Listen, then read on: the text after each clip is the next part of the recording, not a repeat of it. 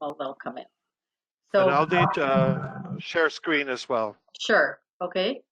And so before we get started, or as we're getting started, what I'd like to do is land acknowledgement on behalf of Pembina Active Living.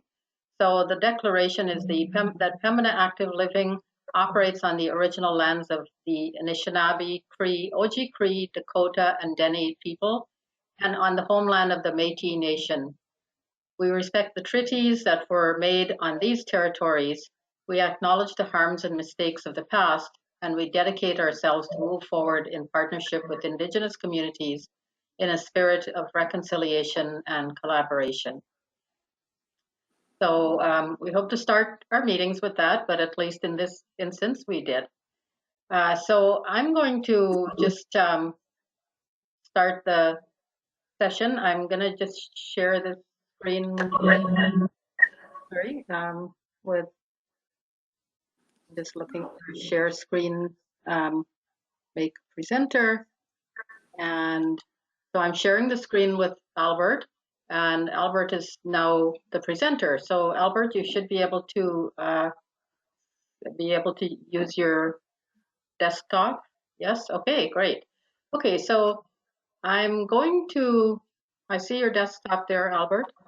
So I'm just going to let Albert, you can introduce your, so I should say Elder Albert McLeod. And I'm going to let you introduce yourself because I'm probably going to not get the place you're from. I probably won't say it correctly. So I'll just let you introduce yourself, Albert.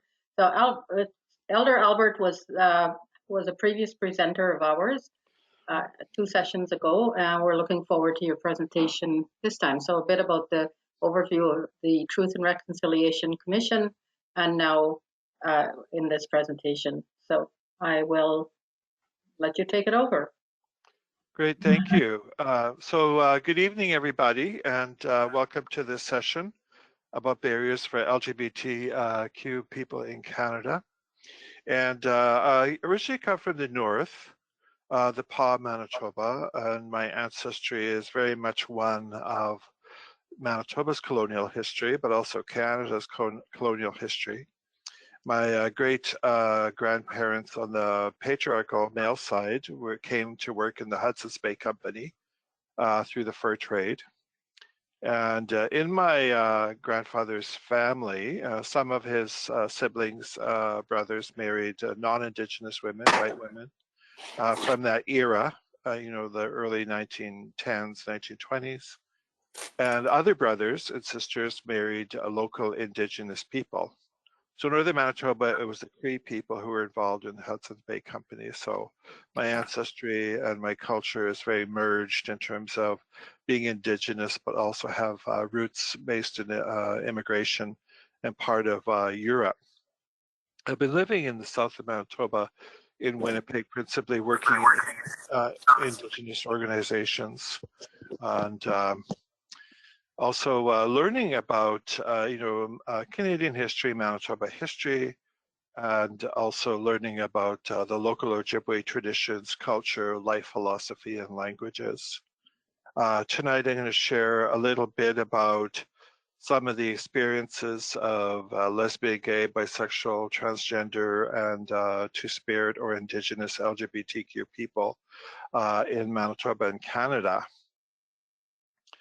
And it's called 50 Years On, a retrospective on coming out. And that's kind of a metaphor for 1969 when the Prime Minister of Canada, Pierre Elliott Trudeau, amended the criminal code to remove laws around homosexuality, which up until that point, it was illegal in Canada to be homosexual. And those laws never mentioned women, even though, in the various police stings or investigations they did, lesbian women did get caught up in that. The idea of transgender people at the time was still not well formed in terms of an identity. And so a lot of people were called cross-dressers or transsexuals, those kind of things. And Christina Jorgensen, in the 60s was a very well-known transsexual person in that Christina was in the military, U.S. military, and had one of the first ones who had the physical transformation from male to female in the 60s. So she got quite a lot of public awareness about that transition that happened in that particular period. So 50 years on, it's looking back at where we are in Canada today in terms of the inclusion of diverse gender identities of people, as well as sexual orientation and how it fits into the Canadian social and legal system as well. And so a term that's commonly used now, early on, homosexual would have been used for gay. So kind of our understanding of the gay community is more from a male identity, usually a white gay male. Were more of the activists in the 40s, 50s, and into the 60s and 70s. So they were kind of leading this, gay rights movement in the United States as well as in Canada. The first Pride March actually was in 1974, I think, in Toronto. So that's 45 years ago. So, and I'll talk a little bit about Pride Marches later. So lesbian has been included, but in Canada, the lesbian identity is not as prominent as the gay male one. And I think it really speaks to the impact of colonization and that women generally in colonization were considered lesser than their male counterparts. And that, a lot of colonial states are very misogynistic in terms of women are not valued at all. So in Canada, there's a very low-key presence of Canadian lesbian women, even though there are some well-known in Canadian history. Bisexual, again, is a relatively, new social term, I would say, in the last 35 years. With research, it's been sort of validated as a sexual orientation, that there are people who are sexually or emotionally attracted to both sexes. So, but not as sort of on the same population level as gay or lesbian people. And as I mentioned earlier, the term transgender, which describes, people who are born biologically as male or female, and then mentally, psychologically, spiritually, their real identity is of the other gender, either male or female. So in Canada, we have trans males and trans females, or people who identify as trans feminine or trans masculine. And that term was first coined in North America in 1988. So relatively speaking, it's quite a new sort of, in terms of social awareness, a new, term that people are becoming familiar with. Q is queer. Queer was a derogatory term used back in the 60s and 70s to describe homosexual men as being different, perverted, or not like heterosexual people. But it's been reclaimed in the last, say, 10 years by the gay community as sort of an identifier around it. Just implies being different, or not being heterosexual. So queer in some areas is used in the terminology. And then questioning is the other Q, which is for youth who maybe 12 to 18, 19, their gender identity may not be fully realized, or they're still not sure about their sexual orientation. So they're kind of in this stage where they haven't sort of come out as gay or straight or lesbian or trans, that kind of thing. So that's very common as well. And we really live in a society that's very, fixated on the binary gender, the idealized binary gender. That is an aspect of colonization. And it's not just North America, it's South America, the Philippines, Australia, African countries, Europe, other European countries, where this sort of idea that facilitated colonization is they had to be a female that had children, and a powerful male identity that was the provider and protector. And a lot of it was sort of fueled by Christian beliefs, you know, using the Bible as sort of the context of sort of promoting that idea that this was the ideal state of humans, that it was, you know, being heterosexual or straight was the ideal. I is for intersex, and these are people who are born with some aspects of both male and female, and it's about 1 in 1,000 children are born intersex. So it's more common than we think it is. It's just not talked about generally so much in our society. Early on, physicians would be recruited to look at the child and determine, you know, based on what presentation was there in terms of genitalia, you know, that they would either, you know, transform that child physically into a male or female. And now they're sort of moving away from that and saying that, you know, these children are okay the way they are. There doesn't need to be any sort of operation or physical intervention. So there's that understanding. And interestingly enough, with many more ancient cultures, there are intersex beings, spiritual beings, or deities within the cultural or the oral traditions. So it's not something unique to modern eras. It really goes far back, you know, whether it's the Egyptian culture, Navajo culture in the U.S., that there is this sort of intersexed identity existed tens of thousands of years ago. And then A is asexual people.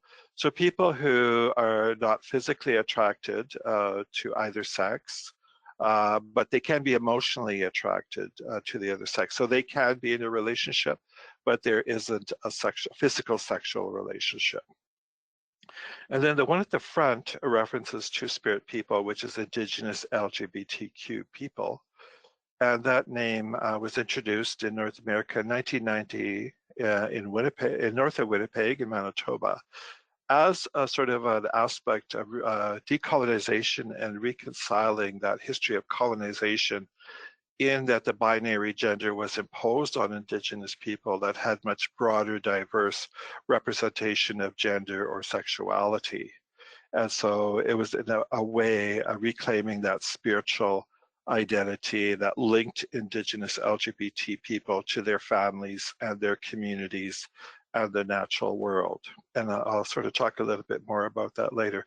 So across cultures, you'll see similarities to what happened in North America and South America to other parts of the world where European colonizers came in and began to change, you know, traditions, language, education. There was a lot of boarding schools or residential schools around the world where, you know, Indigenous children were brought into these very formal Euro-Christian environments and, learned about this world idea of heteronormativity, which means being straight is the ideal way to be. For Indigenous people, and this will give you some sense. You can see the slides, right? Yes, we can. Okay, great. So in terms of, and this will sort of explain to you what I'm talking about. Again, it's not just Indigenous people that this happened to. It happened around the world. So Two-Spirit people, a term used to describe Aboriginal people who assume cross or multiple gender roles, attributes, dress, and attitudes for personal, spiritual, cultural, ceremonial, or social reasons. These roles are defined by each cultural group and can be fluid over a person's lifetime. And there are many cases where, youth are socialized to be, get married very early, 16, 17. They marry someone from the community or village. They have children, and it's only later in life that they come out as their authentic self, as gay, lesbian, or trans, or bisexual. And it's just because they've had more time to develop that, identity. And so today we do have, grandfathers who have grandchildren who are gay, or lesbian women who have grandchildren. And again, it's because that sort of social pressure to conform early on is so prevalent in our society that a lot of these youth don't have a choice but to get into these relationships with the opposite sex. Caitlyn Jenner in the US is a classic example of that. And Caitlyn, as a young man, was an Olympic champion in 1986 for the decathlon. And that's one of the most strenuous, Olympic events. I think it's 8 different sports that they have to excel at. And so Caitlyn, became this sort of idealized masculine, a North American, male who was a champion, right? And now Caitlyn, if you're aware of the Kardashian family, um, that Caitlyn was their father of the Kardashian girls, some of the Kardashian girls, and Caitlyn came out about maybe 7 years ago as a female. So here I have that transition from sort of the colonial idealized masculine male as a champion, a winner, and then through life later coming out maybe late 60s as their authentic identity as being female, and did transition through the gender reassignment surgery, and is still very prominent in the US media today. So it is an aspect, I think, of decolonization where people become their authentic selves through their life journey. And in modern terms like gay, lesbian, bisexual, transgender, transsexual, intersex in combination with or exclusive to Two-Spirit may be adopted by some Aboriginal or Indigenous people to define who they are. This really talks about the impact of sort of the North American culture, where everything is about really assimilating into Western ways of life. And that we all have labels, like, if you work at a university, you're a professor, or, you're a parent or a mother or a grandfather, or you're a judge or a politician. So labeling and gender are very key, whether you're male or female and what pronouns you use. They're all charged with privilege and power. And again, it's really centered on the Euro-Christian identity as kind of being the top of the sort of, the top of the ladder of the ideal. But again, it's because it's a colonized country, right? And so, so for Indigenous people, though, like, 50% of Indigenous people do not live in the city. They live in rural communities or on reserves in Nunavut in the Arctic. And choosing to label yourself using Western labels is something that is sort of not a common practice. So in small communities, people may be gay or lesbian, but they would never say it, to their family or community, because it's just it's not a social norm to do that, to choose a very Western terminology label to identify yourself outside the context of your community, family, or culture. Let me see if I can get this thing moving. Oh, I hope it's not frozen. Sometimes this happens. Okay. So again, if we look at the contemporary terms, as I said, and Two-Spirit has been moved up this acronym, and people criticize this acronym because early on it was LGBT, which was kind of the early, people in the movement. And then slowly, other letters were added on, like Q, I, and A, and then Two-Spirit. But to myself, it doesn't bother me in the sense that we're an evolving culture, we're an evolving society, and that we, as I said, we're a multicultural nation.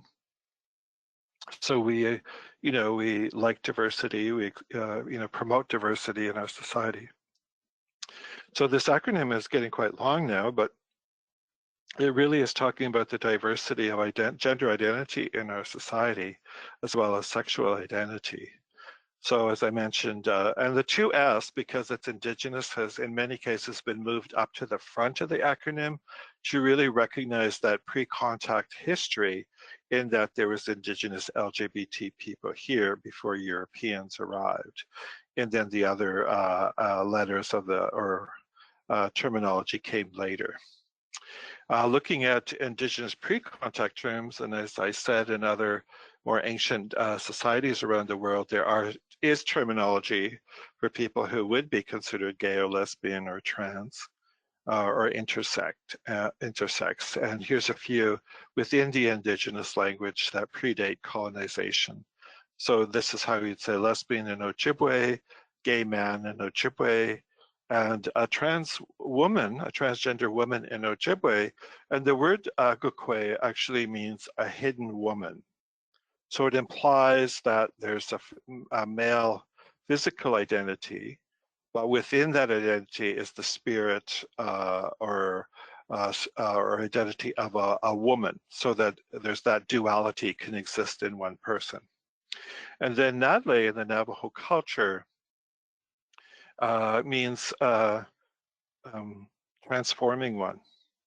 So it was this more complex idea that was already, within the Indigenous worldview of that people could transform over a lifetime, right? That they were, complex and sophisticated cultures that were able to understand that and accept that as a norm.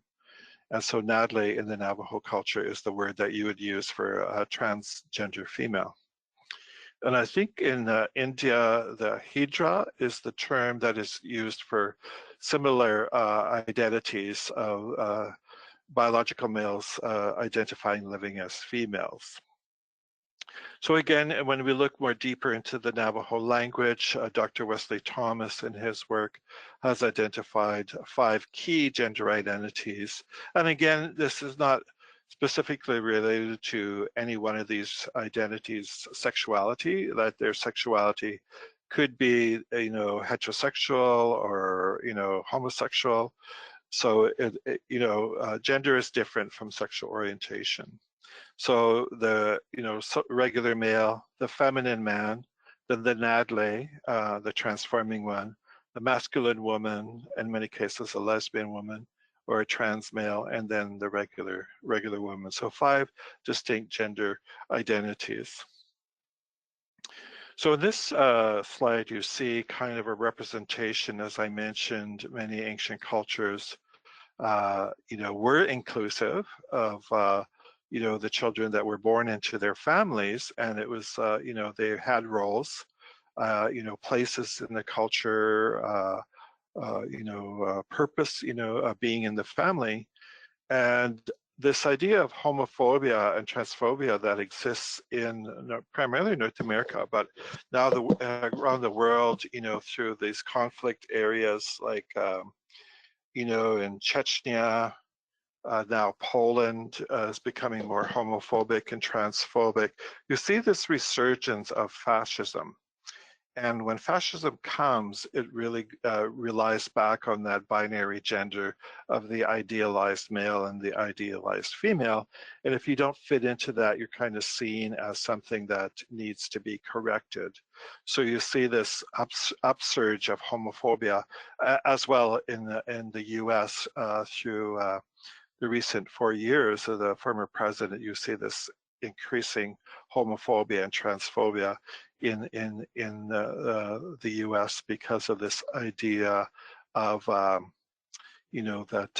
patriarchy is supreme and your Christian beliefs are supreme. But within this construct, we see that there was an understanding of male and female energy in creation, whether you're a plant, animal, or a human, and that the physical act had to happen. If you were a flower, you need to be pollinized. So the sperm had to, shake hands with the ovum, and that's how life was made. Same as with animals or humans. And then how Indigenous people interpreted that through storytelling or dancing or songs or paintings was through astrology. So the sun and the moon were recruited to play out these metaphorical representations of male and female and the dance that they would have, right? So a lot of the more ancient stories talk about the moon is dancing with the sun. And so it's all this layered, metaphors about life and creation and the cycle of life and how it repeats itself, and then how humans fit into that larger scheme of things. So here in the center is the orb that really talks about the power of creation. On the other side is the two-spirit male or gay male, and then the lesbian women, and they retain some of that diversity, that power that's unique unto them. The middle characters are the parental male and female, and those are the ones who, would get married, have children, kind of create the foundations of a society. And then on the outside of each, we have the ultra male, which I believe really is more of a constructed role by culture. And that person is more to represent fertility, right?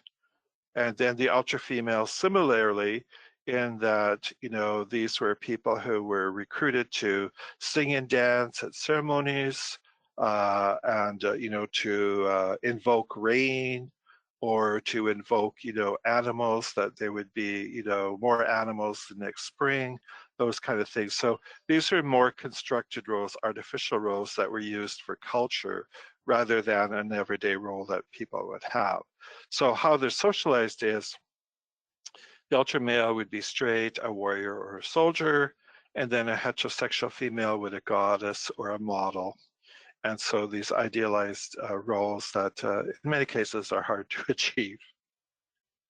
And through colonization of Indigenous spaces around the world, and I said it didn't only happen in Canada, but it happened around the world, is that through sort of the imposition of the Euro-Christian beliefs about the supreme being, and sort of the stories from the Bible that Adam, and Eve were the first people that created life. What's happened through, generations of this sort of repetition among Indigenous peoples is their traditions, their legends, their ceremonial practices were slowly erased. And in Canada, they were actually illegal. For I think almost 100 years in Canada, you could not have a powwow, you couldn't do a sweat lodge, you couldn't do a pipe ceremony, and so they kind of removed these aspects, these more deeper aspects of the culture. So what happened is that Indigenous people had to choose either one of these roles, whether they were straight or not, or if they were straight, or they had to pretend they were straight, and this happened for generations, right? And so this is kind of what we're unpacking now. And as I talked about the Indian residential schools, and that these children were more or less, taken from their parents and forced to learn this idealized role of male and female. And obviously not all of them could fit into these idealized roles. And created a lot of emotional and mental trauma that we're still recovering from today.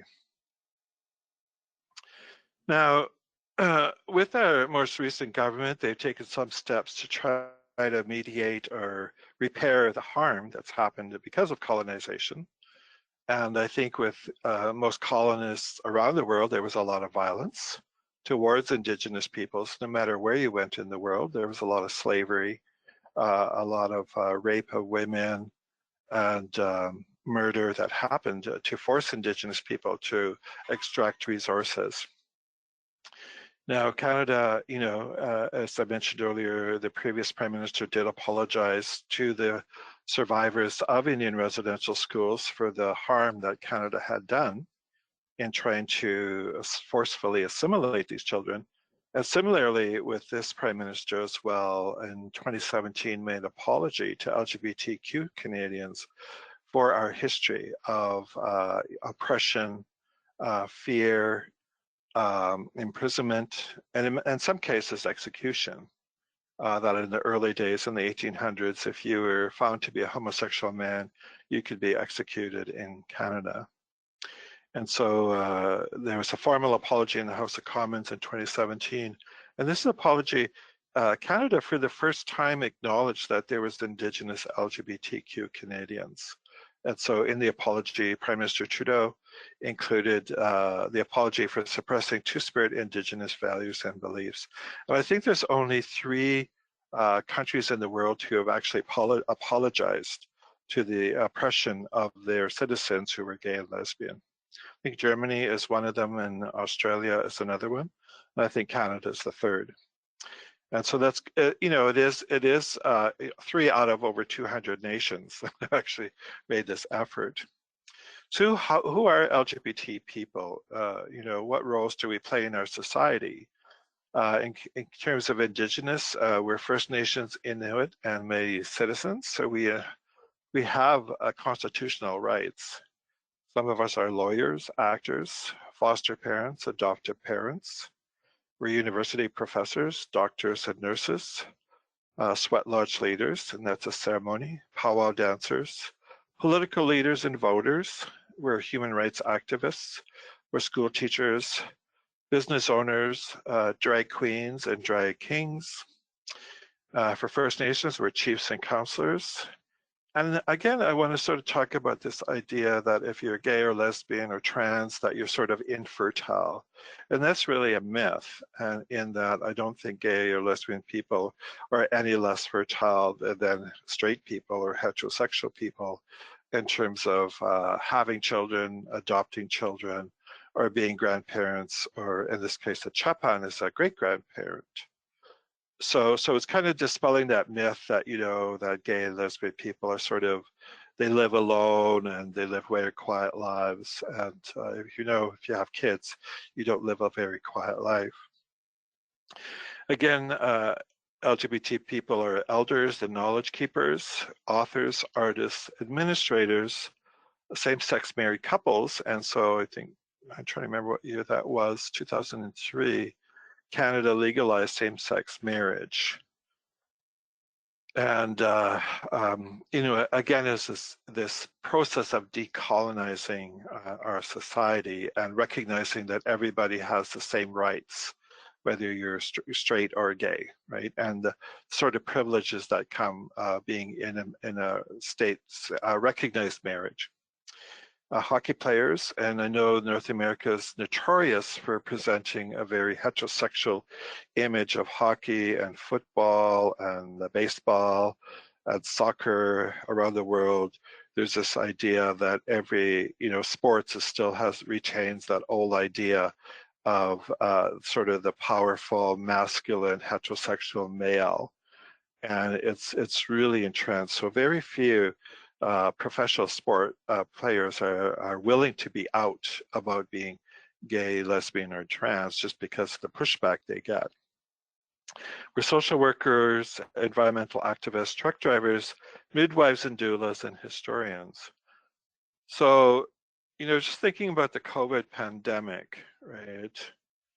And what role right now LGBT people in North America and around the world are playing in their response through these roles that they have, right?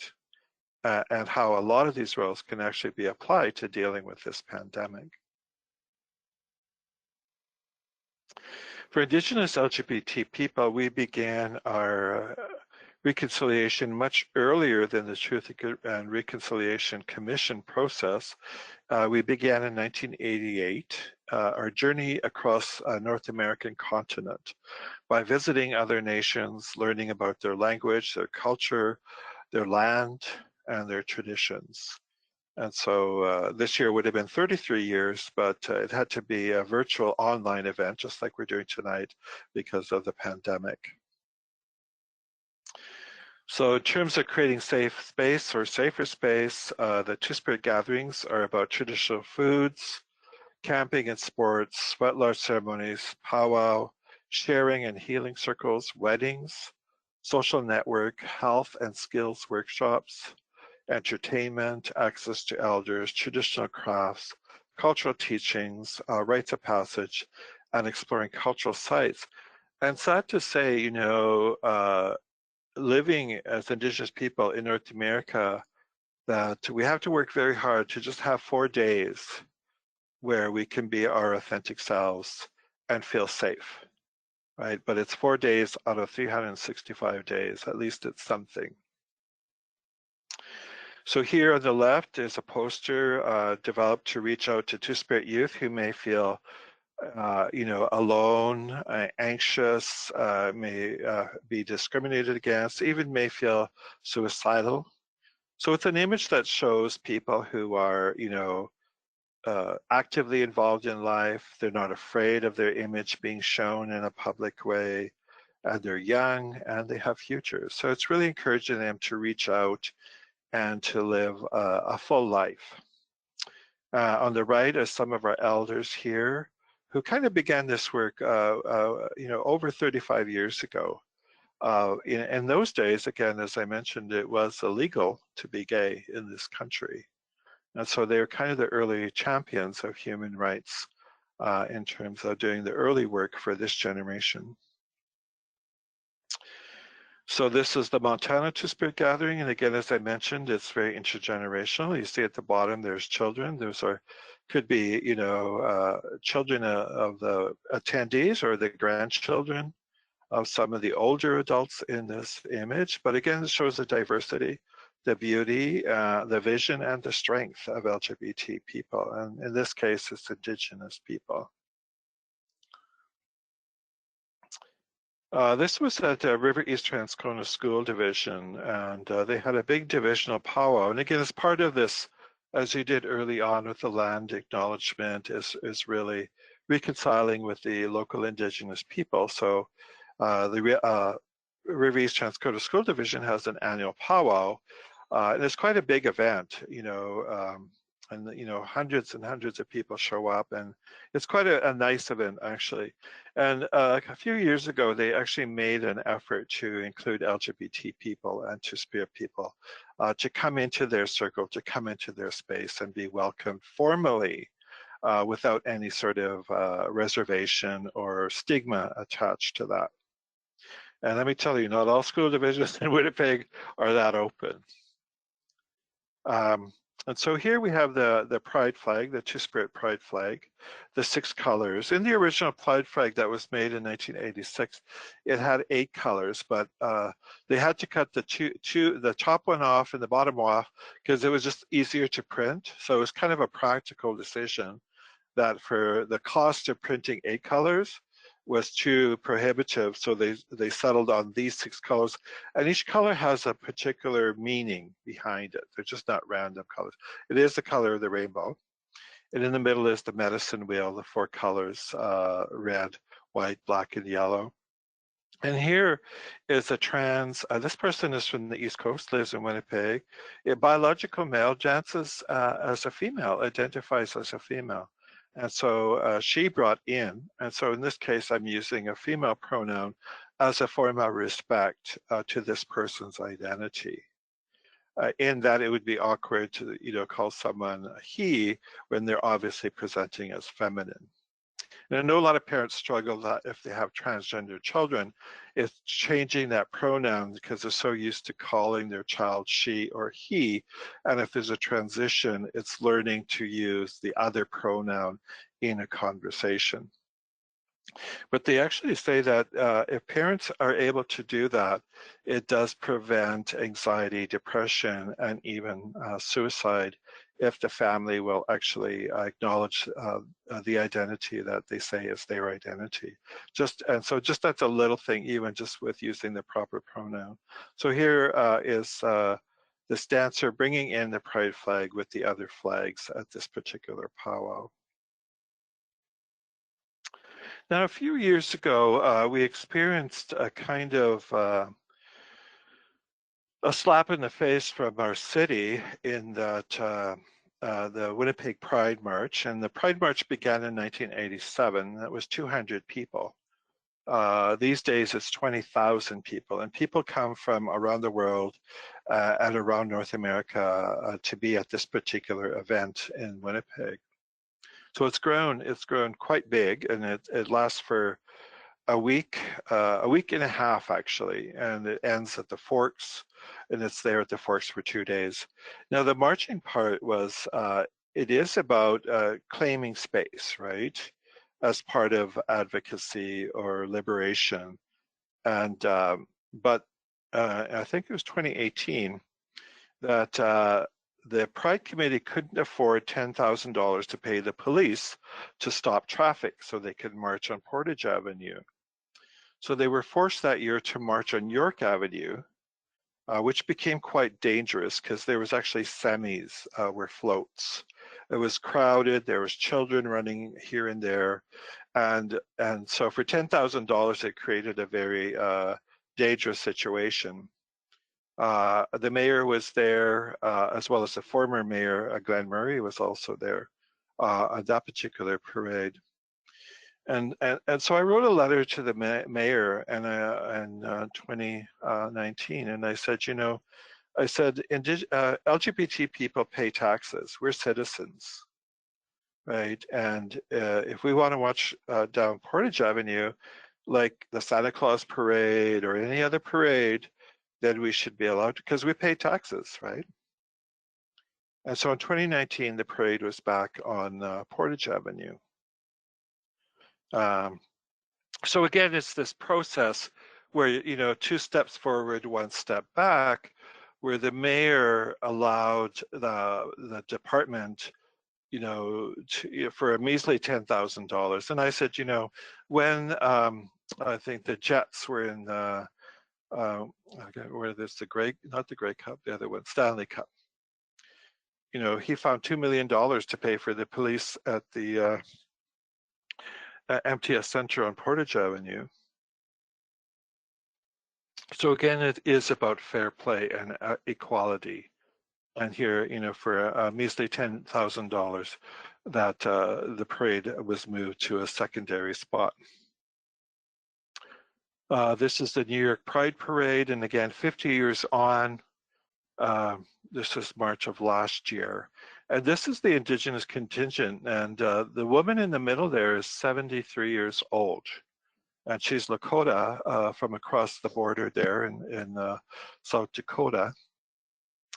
And again, as I said, you know, years of advocacy for human rights and gay rights, and also they're very, you know, representative of their culture, tradition, and languages.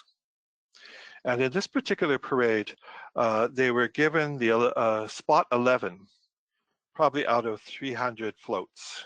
They were given spot 11 to honor them in terms of their history in North America. That parade began at 3:30 in the afternoon and it ended at 11 o'clock at night. That's how big that parade is. Now, a thing happened more recently. We have Indigenous representation that you might be aware of, the Assembly of First Nations, which in the Constitution, First Nations are recognized, you know, in terms of the history of the founding of Canada, as unique nations, and there's 640 in Canada. And in 2018, at their assembly in Vancouver, they made a resolution to support a national Two-Spirit organization and network. And that was historic in the sense that we got this very old, you know, male-dominated, patriarchal society of chiefs, finally, you know, recognizing and welcoming their Two-Spirit relatives into the circle. So that was quite foundational. And so the society is called Two Spirits in Motion. Again, the Métis, and if you live in Manitoba, you know the strong Métis history here around the Red River settlement, as well as the Northwest Rebellion. And now there's, you know, with Louis Riel, who was actually charged with treason for the rebellion. And part of that rebellion was that, you know, Ottawa was trying to take Métis land in southern Manitoba, and they resisted. And so they had this conflict that was the Northwest Rebellion. And Canada sent the army here to quell that rebellion. And Louis Riel was tried and found guilty of treason and hung. Now, he was a member of Parliament. And for 2 years, he tried to go to Ottawa to take his seat in the late 1800s. And during that period, they wouldn't let him come to Ottawa to fulfill his seat as a member of Parliament. So now there's a movement of the Friends of Louis Riel who are trying to exonerate him from being a criminal guilty of treason and reinstate him. And that's led by a local senator here from Manitoba, Mary Lou McPhedran. And she's from Winnipeg here, and an internationally known human rights activist. But more recently in 2019, the Manitoba Métis Federation, which again has this long history of patriarchy, male-dominated politics, announced the Two-Spirit Michif logo. So they're acknowledging Métis people who are LGBTQ, and so they've created their own local, the first one of its kind in Canada. Again, institutions need to change, and so universities are decolonizing and using the land acknowledgement, indigenizing, and university, Winnipeg has a mandatory course for all graduates on Indigenous knowledge, first one of its kind in Canada, where if you're going to graduate from any course at the University of Winnipeg, you have to have that one completed before you can graduate. Now, University of Winnipeg did do call to action consultation with Two-Spirit and queer trans people of color. So that would be, African Canadians, Black descent Canadians, going back, to the slave era in the US and Canada, but also to the immigrant, whether it was, former immigrant populations going back, to the 30s, 40s, whether, you're Asian, Chinese, Japanese, Middle Eastern, and then now the more sort of recent immigrant or refugee people who are LGBT, and some of them are actually here because they come from conflict areas, but they also come from nations where it is illegal to be gay or lesbian or trans, and you can still receive the death sentence if you are caught by the state. So they did a 3-day forum in 2017 and created a number of calls to action that were sort of the supplemental to the TRC calls to action, because the TRC didn't do much to deconstruct that binary gender, even though it was focused on Indian residential schools. And so when we think about, gender identity or sexual orientation or sexual diversity, it's not just a thing that happens when people are like adults, right? We need to be aware that it's a lifelong journey for people. And, it begins in pregnancy, in that our society is very fixated on having a male or female child, as are other cultures around the world, for a lot of reasons, political, financial, economic reasons. In many cases, it's marrying off the daughter to a male who could be a provider. So it's really building that family economy. Now, in North America, you really see that fixation with the gender reveal party, where they usually have like a pink box wrapped in paper and a blue box wrapped in paper, and the couple reveals, whether it's smoke, colored smoke or something, they've had an ultrasound, so they know the physical gender of their child, but they don't know the sort of the spiritual or authentic identity of the child. So, at the gender reveal party, they'll announce, the ultrasound shows I'm having a boy or a girl. The issue with that is that child is already being socialized to being male or female, and also heterosexual by the parents. And the perspective that we need to take is that whoever that child is, and some children, like trans children, might begin to express their identity when they're very young, maybe 4 or 5. A little boy might want to wear a skirt or a dress or lipstick, or a girl might want to do masculine things or play with boys or play with a car. And so they're already telling us who they are. But what happens is people try to make these children conform to their idea, the parents' idea, the family's idea of who they should be.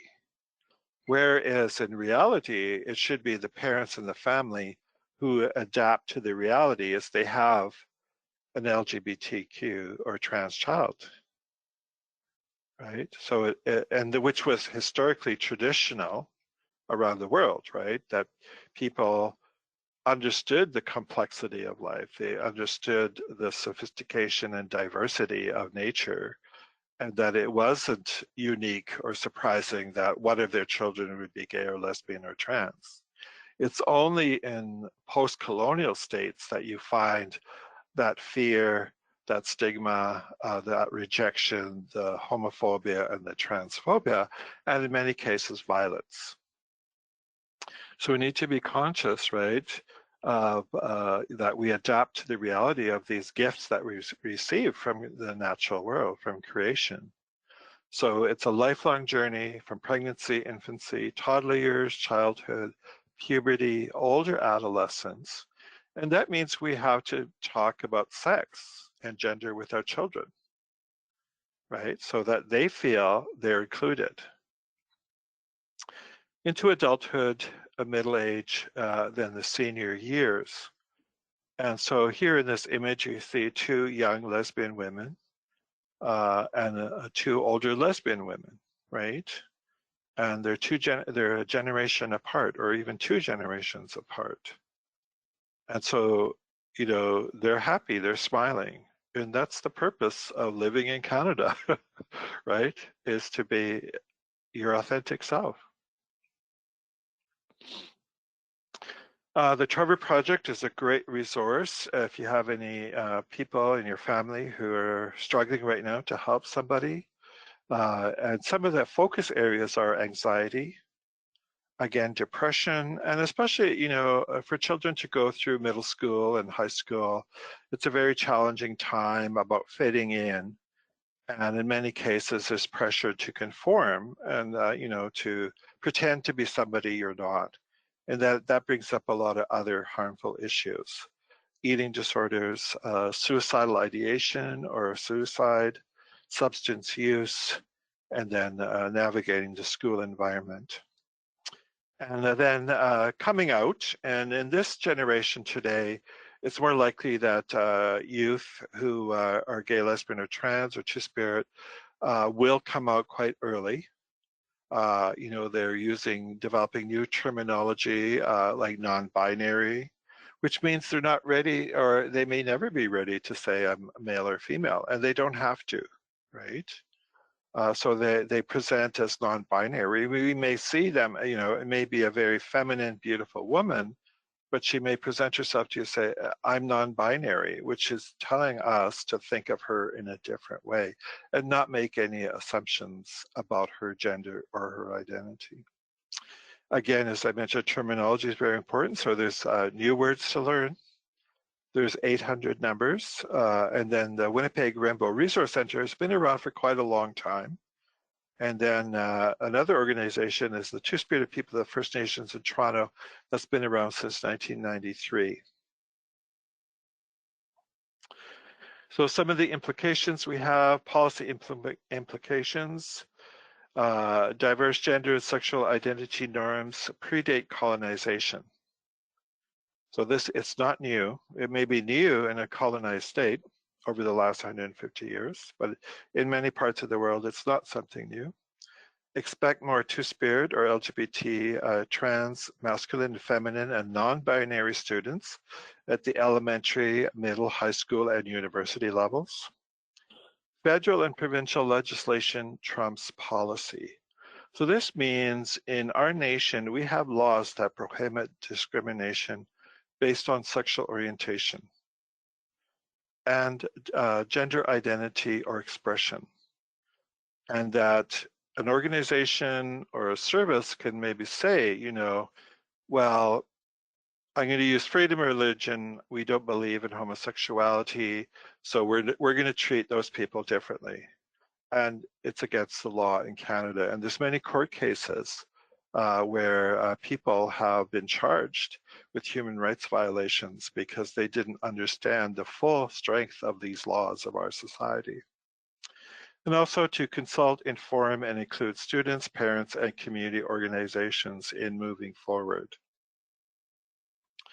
Practice, intervene when you witness offensive behavior or language. Use inclusive language to ensure everyone feels welcome and respected. So an example, a lot of events, they say, ladies and gentlemen, welcome to our event. And so you might say, welcome everybody to our event, or hello folks, those kind of things. So just using a more inclusive language. Challenge policies, practices, and procedures that create barriers for 2S LGBTQ people. Apologize regardless of intent. And as you know, our prime ministers have apologized a few times. Everyone makes mistakes in an ally role. What matters is how you respond when it gets brought to your attention. Be courageous, don't be afraid to learn, ask for more information and provide support. And we're coming into Remembrance Day on November 11th. And across Facebook, you see that. You see people showing their relatives, men and women, who went off to fight for our freedom. And this freedom includes everybody, and that's what they were fighting. And they were 18 and 19-year-old men and women who went off to fight fascism. And if we don't live that freedom to the fullest, then we failed them in some way. And this is more about coming out. My coming out as a gay Indigenous man has been an act of resistance and decolonization. Being out into sex with my sobriety and culture, and gives me incredible opportunities that I would not have had otherwise. And so that's, I'm a board member of the Enchanté Network, which is the national network of LGBTQ centers. In Canada, my sexuality was illegal until 1969. I was 14 the year that the criminal code was amended. Some of the benefits of being out, you being your authentic self, is you need to be vigilant in terms of that these rights have to be constantly fought for. There's a duty, right, to the next generation. There's an opportunity to model being a productive citizen. And then there's also the freedom of being in a relationship, having someone take out the garbage instead of you every night, having someone cook, walk the dog, right? Just these things that we take for granted. Some of the challenges of being out in our society are microaggressions, ghosting, where people no longer talk to you anymore, they don't think you exist anymore, violence, lateral violence, being excluded, loss of birth and family. And that can happen, and it happens more commonly than we think, that actually families cut their child adrift and will disavow them. So in Canada and North America, it's still quite a common occurrence for LGBTQ people. Some of our resources, we're getting close to the end. Canadian Centre for Gender and Sexual Diversity, Egal Canada, that's a national advocacy group. As I mentioned, the Enchanté Network, Two Spirits in Motion Society. Just a little bit about people who in Manitoba, they did this study of men who have sex with men. And you could see, this range of being out, right? 6.8% were not out at all. That was 24 people. This was, I kind of see that. 29% were out to everyone, 30% were out to most people, 22% were out to some people. Just got to move this thing here.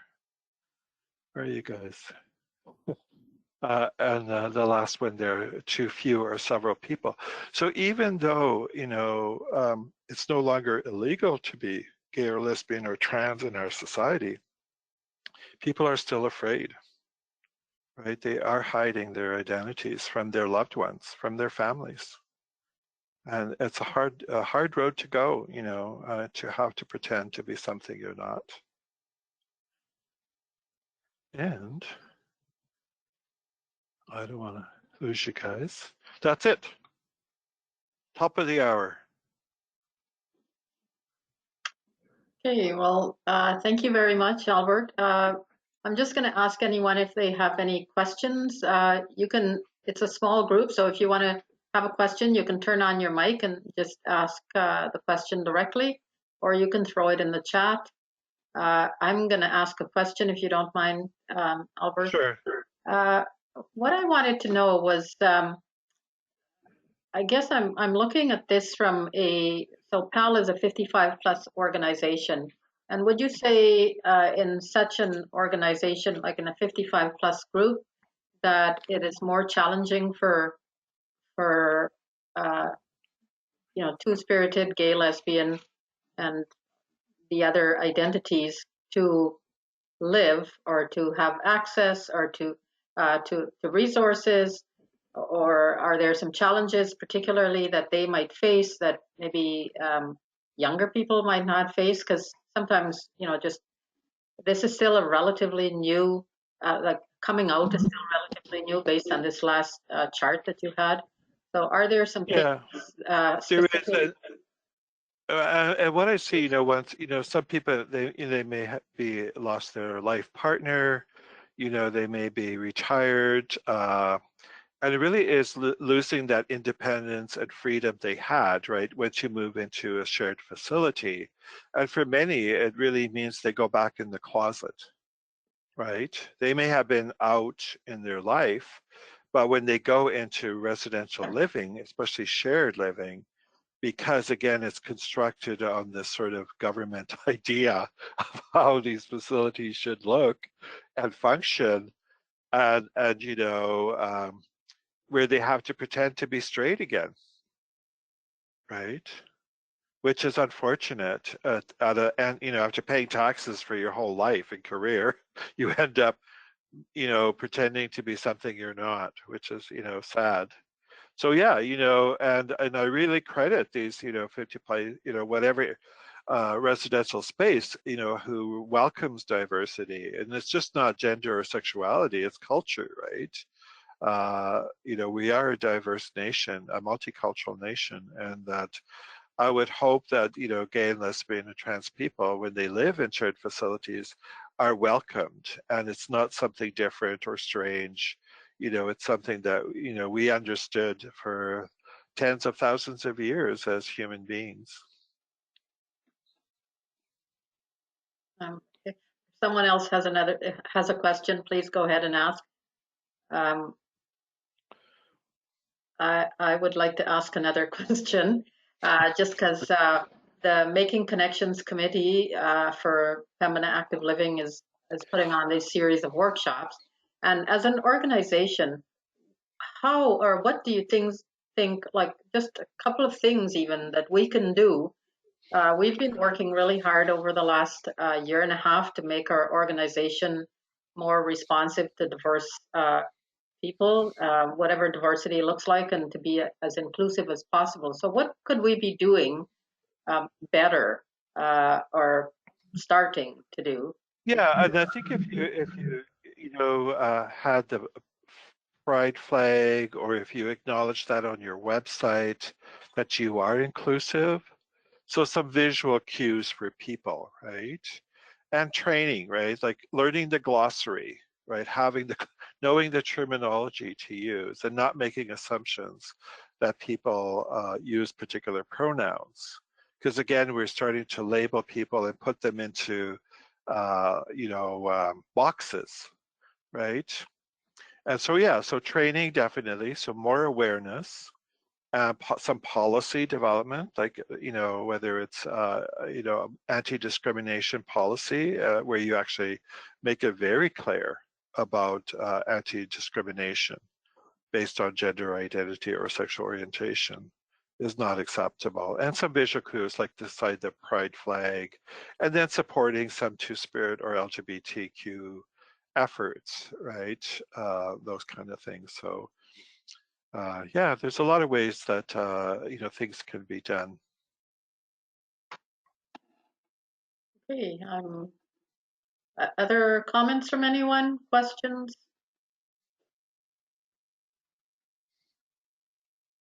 An excellent presentation. Thank you. Thank you, Harjeet. Yeah, you're welcome. Yes, Harjeet is on our Making Connections committee, and for the last year, we've been working pretty hard to make sure that we are being as representative as possible and working towards making our organization more diverse and inclusive. So, Yeah. as is Bernadette and as is Sabina. So, Sabina? Yes, thank you, Albert, for a very informative presentation again. I really like your style of presenting. Yes. It's just, you just have such a calming presence. Thank you. So thank you for that. I'm wondering if you can clarify for me some terminology. You spoke about trans male, trans masculine, and trans female, trans feminine. Yeah. Can you just explain that a little bit one more time, please? Yeah, and I think it's a degree of expression, right? Like trans male would be, we would be more using male pronouns, where trans masculine doesn't necessarily have that same extent, right? Someone may look masculine or act masculine, but it doesn't mean that their gender identity is that of a man or a male, right? So it's kind of a range of expression. And some people won't use trans male, they'll use trans masculine, right? Okay. And so, of course, again, as you said, it's no, don't make assumptions. It's best to ask what pronoun and people prefer to use. Yeah. Great. Thank you. Well, thank you, everybody. All right, well, we wish to thank you once again for a really enlightening presentation. I think it really, for us, at least for me anyway, it was really well done. And like Sabina said, it's, you know, you have a very calming way of explaining things so that we all feel like we're included in what you're saying and in the conversation. So we want to thank you again for taking the time to present to us and giving us a very informative presentation. I want to thank everyone for attending the session as well. And Albert, have a good rest of the visit in Regina and stay safe. All right. Thank you, everybody. Thank you. Good night. Thank you. Take care. Night. Bye.